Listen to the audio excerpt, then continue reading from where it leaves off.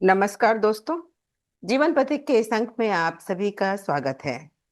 मित्रों, आप जानते ही होंगे कि हमारे साथ जो विद्वान जुड़ते हैं वो अ, हमारे बहुत सारे विषयों के ज्ञानी हैं। यानी उनसे विभिन्न विषयों पर बात करना हमें भी अच्छा लगता है और आपको भी। तो सबसे पहले तो हम ये चाहेंगे कि जो पिछला विषय हमने उठाया था स्त्री पुरुष के संबंधों को लेकर, तो उस पर उन्होंने अपने विचार दिए थे।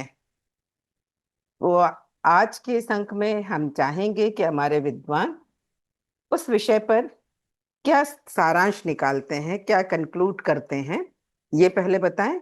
तो आइए ये पूछने से पहले सबसे पहले हम आपकी मुलाकात करवा दें अपने चिर परिचित मुस्कान वाले विद्वान से, जो हम हमारे साथ जुड़ते हैं वाराणसी से।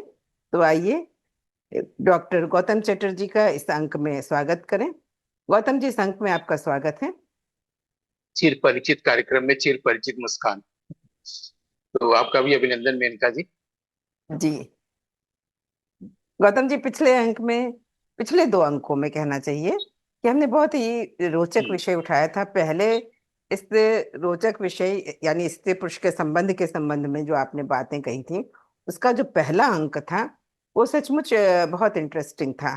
आपने उस अंक को जो शुरू किया, उस विषय को जो प्रस्थान दिया, उसके लिए जो बेसिक बातें बताई, जो हमें बताया, और जो बात शुरू हुई थी शिव और पार्वती से, वो हम आम लोगों पे कैसे आपने बताया कि संबंध होते हैं, क्यों संबंधों में दरार आ जाती है या क्यों संबंध में सेपरेशन आ जाता है, ब्रेक आ जाता है।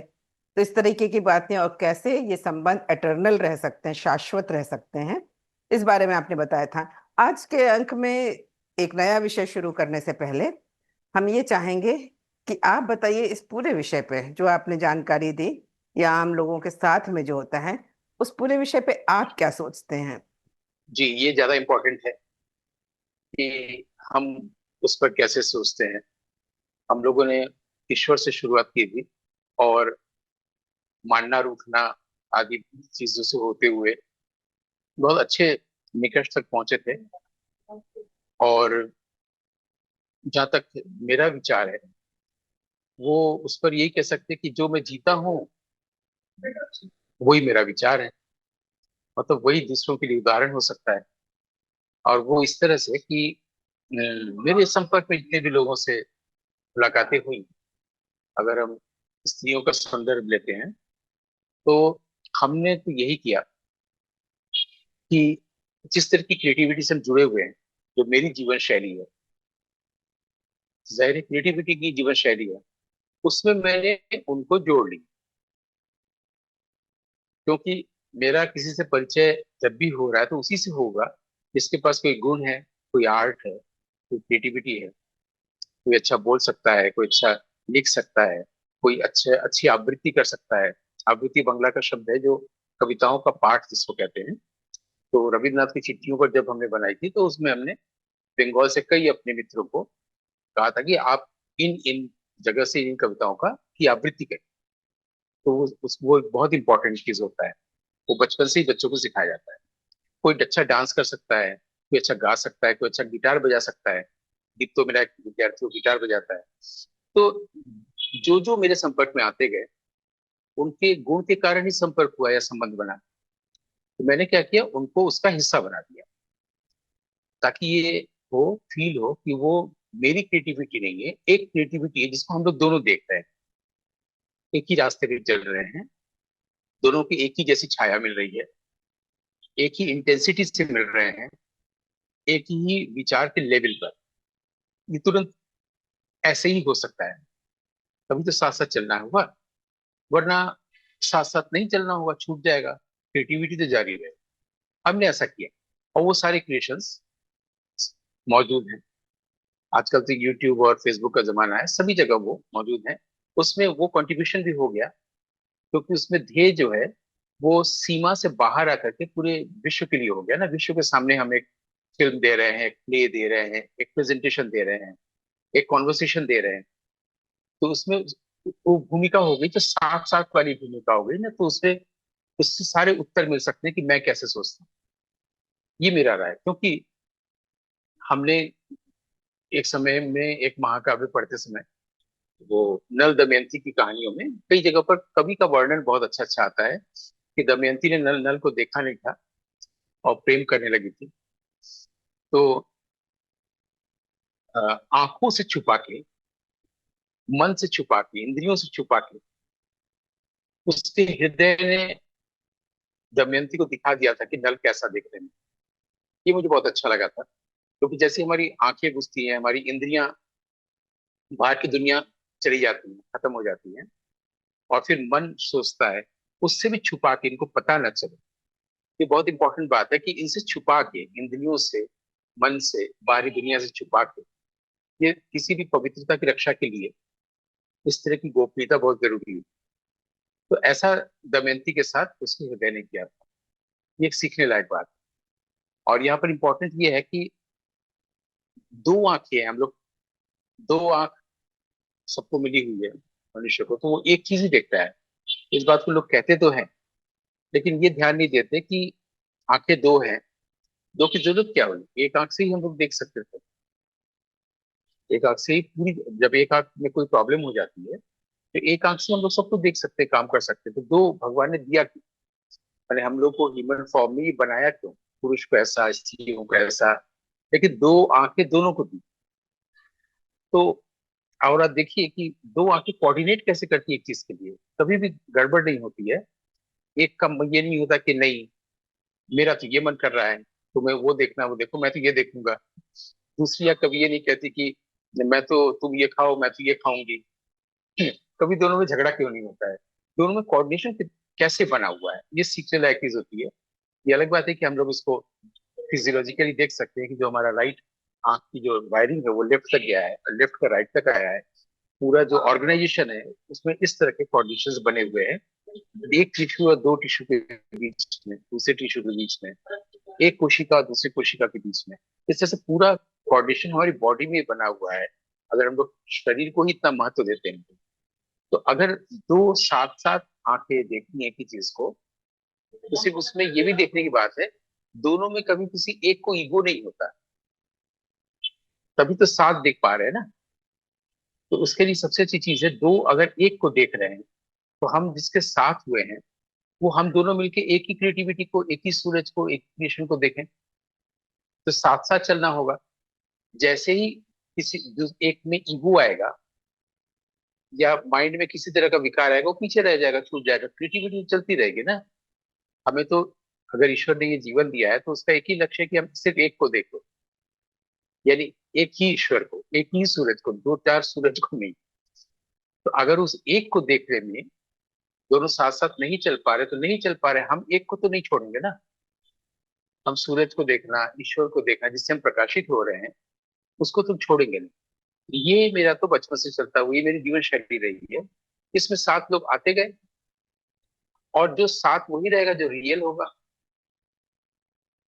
जो रिलेशनशिप रियल होगा, जो व्यक्ति रियल होगा, तो जो भी चीज आता है चला जाता है वो अनरियल, और जो रियल है वो हमेशा साथ रहता है। तो मेरा जीवन ही मेरा उदाहरण है, या मेरा वक्तव्य है, मेरी सोच। वाह, बहुत सुंदर। आपके एग्जाम्पल्स भी आपकी तरह बिल्कुल अलग होते हैं। जो आपने आंखों के जरिए बताया, सचमुच इस और तो मैंने तो ध्यान नहीं दिया था, पता नहीं लोगों ने दिया होगा कि नहीं। और मुझे ऐसा लगता है कि निश्चित तौर पर बहुत कम लोगों ने इस तरीके से दुनिया देखी होगी, इस तरीके से रिलेशनशिप देखा होगा, कि जिस तरीके से दो आंखें एक ही चीज देखती हैं और हमको एक ही ईश्वर को देखना है, उसी तरीके से हम दो लोग मिलके भी एक ही क्रिएटिविटी को, एक ही उद्देश्य को देख सकें, और वो रिलेशनशिप बहुत लंबे समय तक चले। सचमुच मैं एकदम अभिभूत हो गई आपके एग्जाम्पल से। और ये जो कला है आप में, किसी भी चीज को बताने की बड़े रोचक ढंग से, वो सचमुच सराहनीय है, प्रशंसनीय है। और इसके साथ साथ हम अपने दर्शक मित्रों को आपकी एक और गुणों के बारे में बताना चाहेंगे, जो उन्हें शायद नहीं पता होगा। वो ये कि आप जिस तरह के से कोई चीज बताते बहुत अच्छे से हैं, उसी तरीके से आप इंटरव्यू बहुत अच्छा करते हैं। बहुत अच्छा करने का मतलब ये है कि क्या प्रश्न हो जिससे कि एक प्रश्न से ही आप सामने वाले से वो सारी बातें कहलवा लें जो आप जानना चाहते हैं। तो मित्रों, आज का हमारा जो विषय है वो यही है कि इंटरव्यू कैसे करें। और इस चीज में हमारे विद्वान को महारत हासिल है। आपको ये लगेगा कि शायद ये गलत है।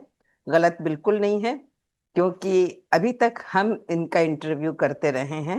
लेकिन जब आप कभी इनके इंटरव्यू किसी न्यूज़पेपर्स में पढ़ेंगे, जो पुराने, इन्होंने ना जाने कितने साहित्यकारों, कितने आर्टिस्टों के और कितने नामी गिरामी नामचीन लोगों के इंटरव्यू लिए हैं। और उन इंटरव्यूज में आप इनके प्रश्नों को पढ़ के हतप्रभ रह जाएंगे कि इतना सुंदर प्रश्न जो बिल्कुल अलग हो सबसे। कोई सामान्य प्रश्न नहीं कि आप फिल्म इंडस्ट्री में कैसे आए, आपके अंदर ये कैसे शौक हुआ, या आपने गायकी कैसे शुरू की। इस तरीके के कोई प्रश्न इनके किसी भी इंटरव्यू में नहीं होते हैं। तो हम आज अपने विद्वान डॉक्टर गौतम चैटर्जी से ये जानना चाहेंगे कि गौतम जी, एक आपकी पुस्तक है शिखर से संवाद, जिसमें बहुत सारे लोगों का इंटरव्यू संग्रहित है, पढ़ने योग्य है। और हमारे जो भी दर्शक मित्र सुन रहे हैं, वो अगर उपलब्ध हो तो ये पुस्तक जरूर पढ़ें। लेकिन आज आप इसके साथ साथ हमें ये बताएं कि इंटरव्यूज बहुत तरीके के होते हैं। तो सबसे पहले कुछ बेसिक बातें आप बताएं कि इंटरव्यू लेने का तरीका क्या होना चाहिए, क्या है इंटरव्यू लेने की कला। हाँ, मुझे आपकी सारी बातचीत में ये अच्छी बात लगी जो अंत में आपने कहा कि इंटरव्यू लेने की कला क्या है। पहले तो मानना पड़ेगा कि ये भी एक कला है, क्योंकि सभी लोग लिखने लगते हैं, सभी लोग बोलने लगते हैं और सभी लोग इंटरव्यू लेने लगते हैं। बोलना भी कला है, लिखना भी कला है, और इंटरव्यू लेना भी कला है। ये आपने बहुत अच्छी बात की। अब जहां भी कला होगी वहां पर कला साधना भी, उसी से लोग बचते हैं। और कला तो उन्हें खींचती है, या वो चाहते हैं कि मैं भी इस फील्ड में स्टैब्लिश हो जाऊं, लेकिन वो साधना नहीं करना चाहते। विशेषकर आज के जो दो तीन जनरेशन्स के, दो तीन दशकों से जो लोग आए हुए हैं, वो दूसरों को देख के इंटरव्यू करते हैं, चाहे वो टेलीविजन के लिए हो, कैमरे के साथ, या व्यक्तिगत रूप से अखबार के लिए, कहीं के लिए भी। लेकिन वो उसको साधना नहीं चाहते, किसी चीज को साध लेना कि रोटी पतली बने और गोल बने, ये फिर उसके बाद वो सहज हो जाता है। तो मैं तो लंबे समय तक काम किया हूँ, करीब कह सकते हैं कि 4 दशकों तक, और नौकरी किया हूँ अखबारों में। तो हम लोग के जमाने में स्कूल होता था, अखबार, और उसमें सबको किसी चीज का स्पेशलाइज होना पड़ता था। या इसको कहा जा सकता है आपका एक्सपर्टाइज क्या है, तो उसको एडिटर बहुत अच्छे से यूटिलाइज करता था। कोई व्यक्ति खेल का एक्सपर्ट है, कोई व्यक्ति आर्ट का एक्सपर्ट है, कोई आदमी इंटरव्यू का एक्सपर्ट है। तो मैं मैगजीन आर्ट, ये सब सारी चीज देखता था, लेकिन मुझसे दो चीज जरूर करवाए जाते थे। एक तो इंटरव्यू, और दूसरा ऑबिचुअरी।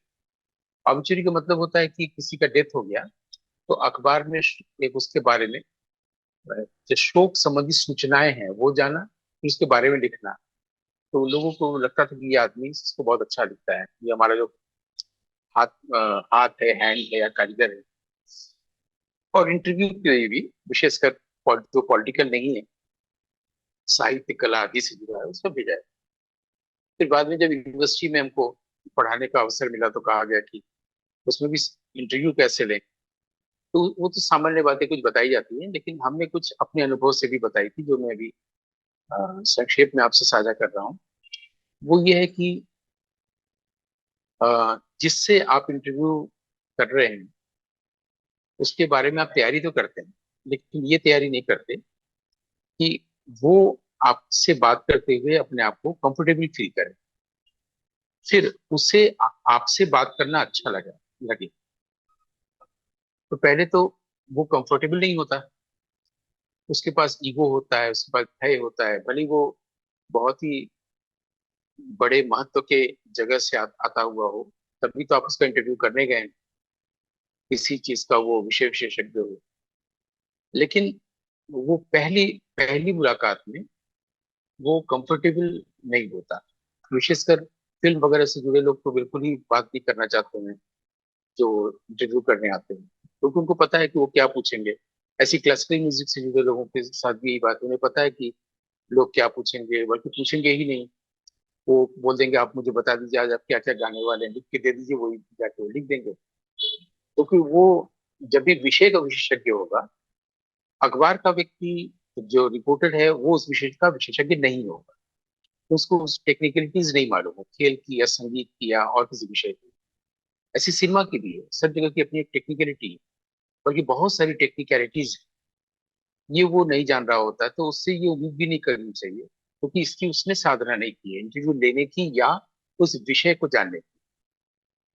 तो पहली बात तो ये होता है कि जिससे हम इंटरव्यू लेने गए हैं वो कंफर्टेबल फील करे। वो कंफर्टेबल तब फील करेगा जब हम कंफर्ट में हों। हम अगर शांत होंगे तो वो भी शांत होगा, हम अगर खुश होंगे तो वो भी खुश होगा। इस सिद्धांत को लोग नहीं जानते कि उसके पास उस विषय की विशेषज्ञता है, जानकारी, अनुभव है। लेकिन हमारे पास भी एक दो चीजें हैं, वो है शांति और खुशी, जो हम रेडिएट कर सकते हैं, जो हम उसे दे सकते हैं। क्योंकि कोई भी एनर्जी होती है वो रेडिएट करती है। जैसे वाइब्रेशन होता है, एक का वाइब्रेशन दूसरे तक ट्रेवल करता है, वैसे ही हम चाहें तो खुशी, शांति, ये सब चीजें दूसरे को दे सकते हैं। और सामने वाला अगर रिसेप्टिव अच्छा है तो वो पहले ही फील कर लेता है इसको। और जब उसको अच्छा लगने लगता है, कंफर्टेबल होने का मतलब यही है, जब उसको अच्छा लगने लगता है और उसके पास ये इंप्रेशन बन जाता है कि जो उससे प्रश्न कर रहा है उसके पास कोई अहंकार नहीं है, वो विनम्र है, मुझे सम्मान दे रहा है और मुझसे जानना चाहता है, सीखना चाहता है, बस इतनी सी बात। वो अपना ज्ञान नहीं दे रहा है।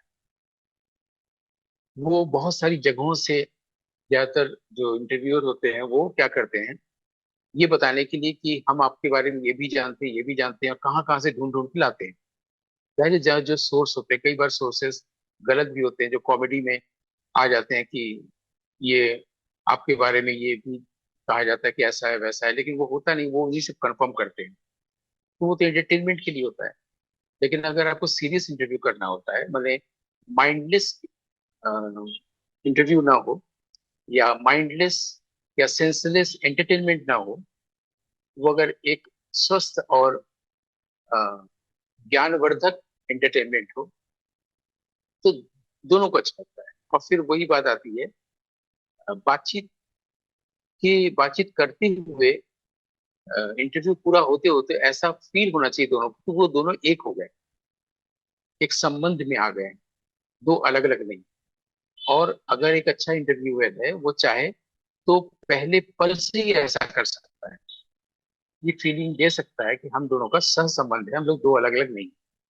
इससे क्या होता है कि वो अपनी दिल की बहुत सारी बातें बताता है। और जो हम तमाम तैयारी करके गए हैं, तैयारी करके हम तभी गए हैं उसके विषय को जानने के लिए, ताकि उसके सामने हम, हमारी सिचुएशन एम्बेरसिंग ना हो। बनारस में ऐसे कई सीनियर जर्नलिस्ट हैं जो अखबारों में भी काम किए हैं कुछ दिन, और बताते भी रहे हैं कि देखिए मेरे लिखे हुए को इतने हजार लोग पाठक पढ़ते हैं। मैंने तो कभी पढ़ा नहीं था, एक बार मेरे घर में भूलवश कोई पेपर दे गया था, उसमें शुरू में ही फर्स्ट पेज पर ही आई नेक्स्ट वो पेपर था, जो टैबलाइड होता है, फर्स्ट पेज पर ही गीता चंद्रन से इंटरव्यू था उनका, वो जो सीनियर जर्नलिस्ट। मैंने सोचा देखा जाए कि अब तो काफी और मैच्योर हो गए होंगे। तो उनका पहला सवाल ही था गीता चंद्रन से, हाँ तो बताइए आप कौन सा डांस करती हैं। मतलब उनको ये भी नहीं पता कि कौन सा डांस करती है। ये तो खैर आजकल के इंटरव्यू करने वालों में, या एक जिससे जो सेंसिबल इंटरव्यू करने वाला व्यक्ति होता है, उससे तो ये उम्मीद ही नहीं किया कि वो पढ़ाई लिखाई करके जाता है, सब तैयारी करके जाता है। हम उससे आगे की बात कर रहे हैं कि आप जब तैयारी करके जा रहे हैं, इसका मतलब कि आपके पास उसके उसका अभाव है, जिससे आप बताना चाहते हैं कि आप तैयार हैं, है ना। अगर मान लीजिए कि अल्लाह रखा जो तबला वादक थे, वो और जाकिर हुसैन या रविशंकर जी आपस में बात करें, तो वो तैयारी नहीं करेंगे ना आपस में बात करने की।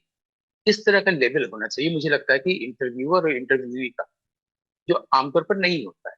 लोग ये भी कहेंगे कि ऐसी उम्मीद भी नहीं की जानी चाहिए, लेकिन मैंने ऐसे ही इंटरव्यू किया है कि आप दोनों को ये लगे कि दो व्यक्ति एक ही लेवल पर है। जैसे कि मैंने शुरू में भी कहा, जो स्त्री पुरुष संबंधों में एक ही लेवल, एक ही इंटेंसिटी के साथ बात करना, ये एक व्यक्ति चाहे तो चीजों को जिसको कहा जाए कि वो वो पैदा कर सकता है, वो क्रिएट कर सकता है वहां पर, कि दोनों एक ही तल पर आ जाएं, एक ही एनर्जी लेवल पर आ जाएं, और एक ही इंटेंसिटी में आ जाए, दोनों लगे कि बस पक्की दोस्ती हो गई है। तो उसमें अगर ऐसी कोई जानकारी आपके पास है जो उनको एनलाइटन करती है, एजुकेट करती है, या वो जरूरी है लोगों को जानना, और वो एक दिन नेगेटिव नहीं है और एक माइंडलेस एंटरटेनमेंट नहीं है, तो उससे सब लोग लाभान्वित होते हैं। उसके साथ साथ मैं दो एग्जाम्पल दूंगा। जैसे अभी मैं अगर कहूँ, मैं कुमार गंधर्व जी से बात कर रहा था, इंटरव्यू नहीं ले रहा था, हम कभी भी इंटरव्यू लेने भी नहीं गए, मैं बात कर रहा था और वो मुझसे जान रहे थे कि कबीर का तंत्र क्या है। तो ये सुन के बहुत ही अविश्वसनीय लग सकता है ना, क्योंकि उम्र के स्तर पर, ज्ञान के स्तर पर, हर चीज के स्तर पर मैं कुछ भी नहीं हूं उनके सामने। लेकिन अगर वो मुझसे जानना चाह रहे हैं, इसका मतलब उसके पहले क्या कुछ हो चुका होगा, उनको ऐसा लगा होगा इनसे हम ये चीज जान सकते हैं, सीख सकते हैं, और वो भी जानना सीखना चाह रहे हैं। दूसरा उदाहरण है सत्यजीत रे से इंटरव्यू का। सत्यजीत रे के साथ इंटरव्यू के साथ जब सत्यजीत रे बहुत स्थापित हो गए, तब से लेकर आज तक कई लोगों ने उनकी बायोग्राफी भी लिखी, पूरी जीवन कथा, जिसमें तीन को ऑथेंटिक माना जाता है। एक मारी सेटॉन की, दूसरा गैस्टो रोवेज की, और तीसरा चिदानंद दासगुप्ता की। और पूरे विश्व भर में एक ही कहानी कही जाती है कि बचपन में इनके पिताजी का देहांत हो गया और अभाव में जीवन बीता, वो पेंटिंग सीखने वहां गए शांति निकेतन, फिर वो भी पढ़ाई छोड़ दी और नौकरी करने लगे एक विदेशी कंपनी में, और वो इलस्ट्रेटर की नौकरी थी। किताब पढ़ना होता था, किताब के आधार पर, कहानी उपन्यास के आधार पर उसका कवर डिजाइनिंग करते थे, इलस्ट्रेट करते थे, ये नौकरी ये सब जगह बताई जाती है। उनके घर में फिल्म का कोई व्यक्ति नहीं। उनके जो पिता थे, जो वो जब छोटे थे तभी गुजर गए थे, वो कवि थे। उनके ग्रैंडफादर के साथ भी ऐसा था, नहीं फिल्म का कोई माहौल नहीं था, लेकिन इनकी फिल्म में रुचि थी और फिल्मों के बारे में काफी कुछ सूचनाएं लेते रहते थे। और जब द रिवर बनाने या रेनुआ कलकत्ता में आए, तो वो वहां देखने पहुंच गए। रेनुआ को भी आश्चर्य हुआ कि ये लड़का इतना कुछ जानता है, और इन्होंने भी ठान लिया कि मुझे फिल्म बनानी है। और फिर डीसिका की फिल्मों का जब पैकेज आया कलकत्ता में, तो उन्होंने बाइसिकल थीव्स देखी और उन्होंने तय कर लिया अब तो हम फिल्म बनाएंगे। और पौथेर पाचेरी बनाने में जुट गया। वो एक विश्व स्तर का उन्होंने इतिहास रखा, और उसका सत्यजीत रे हो, ये बात सभी दोहराते हैं। और इससे ये ध्वनित होता है कि सत्यजीत रे के पास सिनेमा कोई अनुभव नहीं था परिवार में, और वो बॉर्न टैलेंटेड व्यक्ति हैं जिन्होंने अचानक से फिल्म बनाना शुरू कर दिया। ये बात गलत।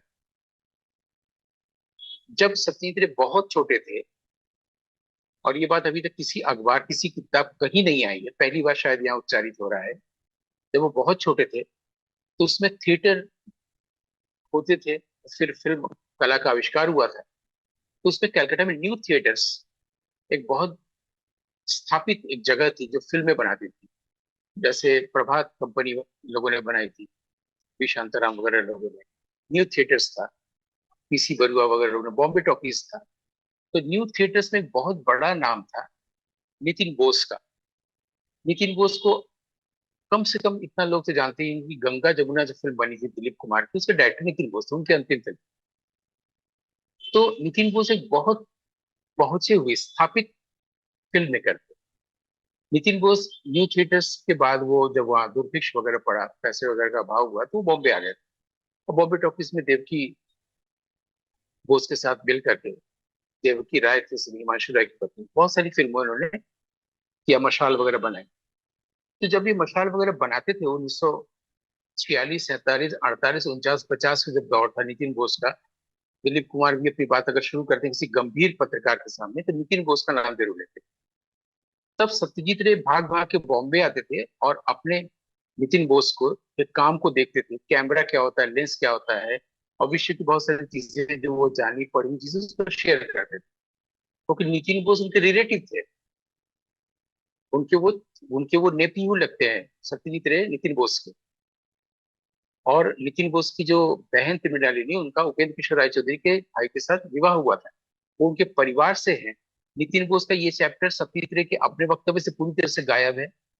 और जिन्होंने बायोग्राफी ली है, पूरा प्रसंग गायब है, क्योंकि इससे ये हो जाएगा कि उनके घर में तो फिल्म का, घर में मतलब उनके घर में या उनके परिवार में फिल्म की तो चर्चा थी ही। वो कैमरा लेंस तमाम चीज जाती है, बल्कि उन्होंने कई चीजों का कैमरा वर्क किया।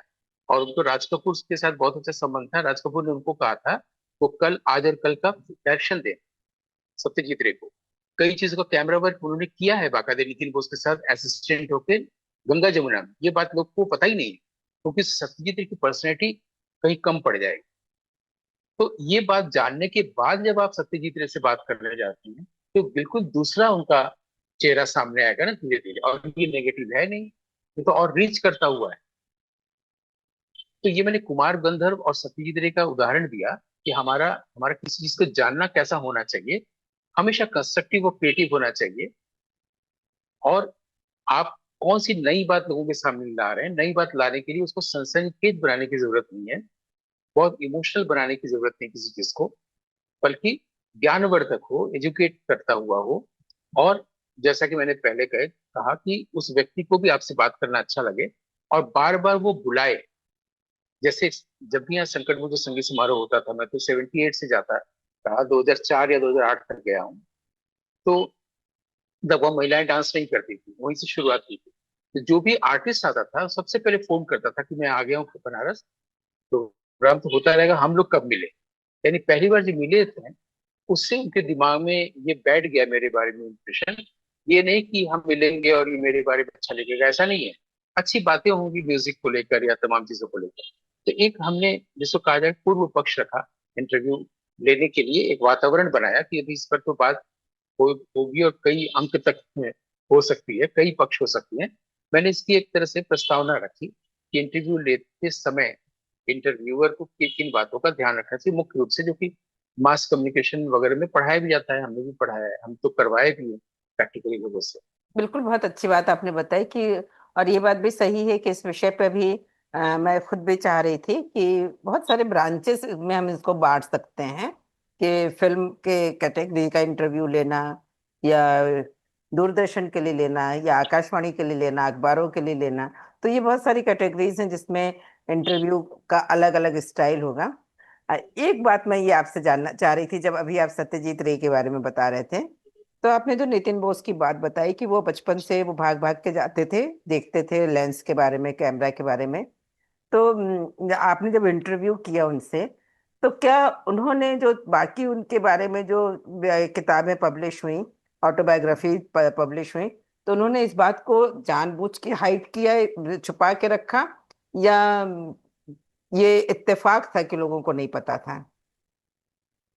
नहीं नहीं, जानबूझ के हाइड किया। और सत्यजीत रे और राज कपूर, सत्यजीत रे ने जब शुरुआत की थी और राज कपूर जब स्थापित हो गए थे, तो 60 के बाद की बात है, जब वो नरगिस से अलग हो गए थे, तो और बहुत बिल्कुल टूट गए थे। तो राज कपूर में एक बात आई थी कि ये जो शोमैन जो होता है वो शो से बड़ा होता है, राज कपूर ज्यादा इंपॉर्टेंट। ये संगम वगैरह में तक ये बात दिखने लगी थी कि शो से ज्यादा शोमैन है, मेरे कारण से लोग देखते हैं। बाद में इसी कारण मेरा नाम जोकर और कल राज और कल फ्लॉप, उन्हीं इसी अहंकार के कारण। पहले तक ये था कि क्रिएशन इंपॉर्टेंट, क्रिएशन इंपॉर्टेंट, इसलिए उन्होंने संगम में जो राजेंद्र कुमार वाला रोल है उत्तम कुमार को दिया था। उत्तम कुमार ने इसलिए नहीं किया था कि वो राज कपूर कहीं उनको उनके सामने वो छोटे ना हो जाए, राज कपूर फिल्म में करे, लेकिन उत्तम कुमार ये नहीं जानते थे कि राज कपूर फिल्म को अच्छा बनाने के लिए अपने कद को भी छोटा कर सकते, इसलिए उन्होंने मना कर दिया था। और उन्हें एक छोटी सी मुलाकात बनाई जो फ्लॉप हुई। उत्तम कुमार ने उसमें काफी पैसा, एक कॉस्टली फेल्योर था वो। तो राज कपूर में भी ये बात आ गई थी कि शो से बड़ा शोमैन। सत्यजीत रे में भी ये बात आ गई, तो शुरू में ही आ गई थी, जो राज कपूर में उतने दिनों बाद आई, पूरा 50s अच्छे से गुजार लेने के बाद, जब वो बिल्कुल दुख में जी रहे थे, तब वो ये बात आई थी। लेकिन सत्यजीत रे में शुरू से ही आ गई थी, मैं बड़ा, क्रिएशन से भी बड़ा मैं। इस बड़े स्थिति को बताने के लिए उन्होंने वो सब चीजें हटा दी, ताकि ऐसा ना लगे कि नितिन बोस जैसे व्यक्ति से इन्होंने कुछ सीखा। ये तो अच्छा लगेगा ना कहना कि उन्होंने किसी से कुछ नहीं सीखा। वो जब भी इंटरव्यू में बात करते हैं तो बर्गमैन, वो फेलिनी, गोदार, यही बोलते हैं। एक भी भारतीय व्यक्ति किसी का नाम नहीं लेते। तो यही है, लेकिन जब मैंने उनको ये सब बताई तो वो सब सुनते थे, स्वीकार करते, पूरा परिवार समझा था। लेकिन हमने ये सब इंटरव्यू तो उनसे कभी नहीं पूछा, हम उनके आर्ट पर से बात की। एक बात और बताइए, आपने अभी अभी कहा कि राज कपूर में ये अहंकार आ गया था कि शोमैन से ज्यादा शोमैन ज्यादा बड़ा है शो से। लेकिन उन्होंने अपनी फिल्म मेरा नाम जोकर में ही एक जगह ये डायलॉग है कि शो मस्ट गो ऑन। मतलब कि व्यक्ति रहे हाँ, ना रहे, ये शो, डायलॉग रखा था ना। आज शो लेकिन चलता पूरी रहना फिल्म जो चाहिए। थी वो, हाँ लेकिन पूरी फिल्म ऑटोबायोग्राफिकल है, वो एक व्यक्ति की जीवन कथा पर पूरी फिल्म चल रही है। शुरू में लोगों ने बताया था ये ख्वाजा मोहम्मद अब्बास का आइडिया था, मेरा नाम जोकर का। तो वो चाहते थे कि एकदम चार्ली चैपलिन जैसी बने, तो आवारा बनी थी। लेकिन ये दर्शन तो दे रहे हैं, लेकिन लोगों ने इसी दर्शन को अस्वीकार कर दिया। एक तो ऑटोबायोग्राफिकल था, फिर वो काफी नार्सिसिस्टिक था, आत्ममुग्धता से भरकर था कि मैं, मेरा ही बचपन, मेरा ही युवा, मेरे बड़ी दर्शन वो दे रहे थे कुछ और। लेकिन सबने रिफ्यूज इसीलिए कर दिया ना, फिलोसॉफी नहीं चाहिए। और वो फर्स्ट हाफ के बाद की वो पहला पार्ट तो अच्छा था, बचपन वाला, अच्छी अच्छी शूट हुई थी। उसका जो रशियन वाली चीज थी, हिंदी रूसी भाई भाई, वहां पर वो थोड़ा सा वीक पड़ गया शॉर्ट की दृष्टि से। और फिर तीसरे ने संभाला, तो पूरी तरह से एक दूसरी तरफ एक नार्सिसिस्टिक या उसमें थोड़ा सा इरोटिक चीजों को लाना, ये सब चीजों को मिलके घालमेल में जो फिल्म बनी, वो लोगों ने एक्सेप्ट नहीं किया। बिल्कुल। तो बहुत अच्छी बात इस अंक में रही कि हमने पहले इंटरव्यू के बारे में जाना आपसे, और फिर आपने जो शुरुआत की फिल्मों के बारे में, तो कि फिल्म की हस्तियों के भी आपने इंटरव्यूज किए हैं, बहुत सारे किए हैं, खुद भी मैंने पढ़े भी हैं। और जाना भी है, साहित्यकारों पे भी आपने किया इंटरव्यू। और तमाम तरह के आर्टिस्ट, डांसर्स हों चाहे जो इंस्ट्रूमेंटलिस्ट हों, उन पर कला भी की आपने। समस्त विधाओं, जी कला जी। की समस्त विधाओं का हाँ, कला की। सब किया है, पेंटिंग हो, स्कल्पचर हो, सब। जी जी। तो मित्रों, आज के अंक में बस इतना ही। हमने इंटरव्यू की शुरुआत की, ये जाना कि इंटरव्यू कैसे लेना चाहिए, कितना फेमिलियर हम कर दें इंटरव्यूअर को और इंटरव्यूई को, दोनों आपस में एक दूसरे के साथ बैठ के ये महसूस करें कि हम दो नहीं हैं और एक हैं, और हमारे अंदर एक संबंध स्थापित हो जाए सामने वाले व्यक्ति के साथ। और वो भी उतना ही अपने आप को इजी महसूस करे, आपके साथ कंफर्टेबल महसूस करे। ये सबसे बड़ी बात हमारे विद्वान ने बताई। तो गौतम जी, हम चाहेंगे कि इस विषय पे थोड़ा अलग अलग जो कैटेगरीज आपने की हैं उसमें, उन पे हम आपसे बात करें। तो आज के अंक के लिए हम आपको धन्यवाद देते हैं, और अपने दर्शक मित्रों से ये वादा करते हैं कि इसी अंक के विभिन्न विधाओं पर हम आपको अपने विद्वान से और जानकारी देंगे। तो आज के अंक के लिए बहुत बहुत धन्यवाद हमारी ओर से और हमारे मित्रों की ओर से। आपको भी बहुत बहुत धन्यवाद, साधुवाद, साधु साधु, अभिनंदन आपका कि कम से कम ऐसे कार्यक्रम में अच्छी बातें आ जा पा रही हैं, आ रही हैं, जा नहीं रही हैं। जी जी। ठीक है, आनंद। बिल्कुल। Thank you so much.